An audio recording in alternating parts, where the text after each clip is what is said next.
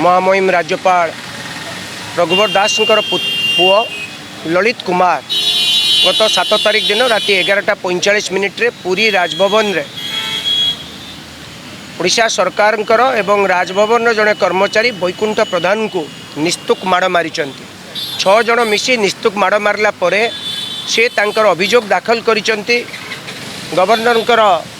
व्यक्तिगत सचिव एवं प्रिंसिपल सेक्रेटरी श्रीजुक्त शाश्वत मिश्र को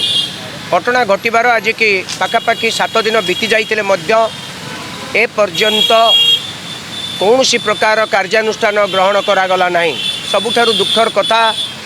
ओडिशा सरकार कहूतिबा बेले ओडिया अस्मिता कथा जड़े ओडिया लोक को जड़े बाहर राज्यर लोक पुणी से सरकारी कर्मचारी तांको दायित्व निर्वाह करथुला बेले तांको कौन से कारण न थाई 6 जन मिसी मरणांतक आक्रमण करवा देटू सी निजे महामहिम राज्यपाल पुओ होता बेले ए कथा को ओडिशा सरकार चुपचाप शुणी नवा एवं चापी दबा अत्यंत दुख घटना। एपरिक महामहिम राज्यपाल निजे जानिले घटना तथापि तांको पुओ बाबद दृढ़ कार्यानुष्ठान नेले नहीं। से होउचंती राज्यर सर्वोच्च शासनकर्ता बा माने सबुठारु मुख्य पदवर अधिष्ठित। आपण कहतु संविधान द्वाही देउतबा महामहिम राज्यपाल क्यों भली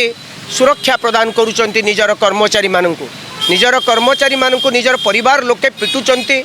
एवं अत्यंत नृशंस भाव में पिटुला बेले अभियोग दाखल पाइला परे गवर्नर तांको पुओ बाबद कौन प्रकार कार्यानुष्ठान ग्रहण करिसेंती कि एपरिक ए बाबद पुलिस पाखे अभियोगटे दाखल होला परे एंकु कहीं एपर्यंत अरेस्ट करा जाऊ नहीं। से कौन आईन ऊर्ध्वर कि गवर्नर बापा पुओ भी गवर्नर बापा गवर्नर पुओ भी गवर्नर ओडिशार चली अस्मितार सरकार यही हूँ अस्मिता। ओडिया लोक माड़ खाऊँची जड़े झारखंडी बिहारी हाथरू जी कि किसी नुह से मात्र गवर्नर पुओटीए से केड़े बड़ गुंडाटीए केड़े बड़ क्रिमिनालटीए एक कथा कौन गवर्नर जानी ना जानी मध्य से भली क्रिमिनाल मान को किभली भाव में आज राजभवन आश्रय देइचंती निज पुओ होई पारे।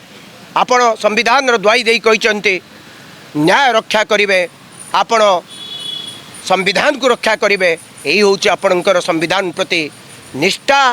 ओडिशार जनसाधारण प्रति निष्ठा निज कर्मचारी मान प्रति निष्ठा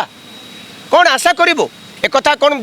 ओडिशार मुख्यमंत्री जानते कि नहीं समस्त गणमाध्यम बहुल भाव में प्रसारित है मुख्यमंत्री कौन करुँचे आईन मंत्री कौन करुँचे शाश्वत मिश्र विरुद्ध दृढ़ कार्यानुष्ठान नवा उचित। घटना जानिला परे घटना को चपे देवाई कहीं उद्यम होइछे शाश्वत मिश्र मात्र जड़े आईएएस ऑफिसर आउ किछि नुहंती से।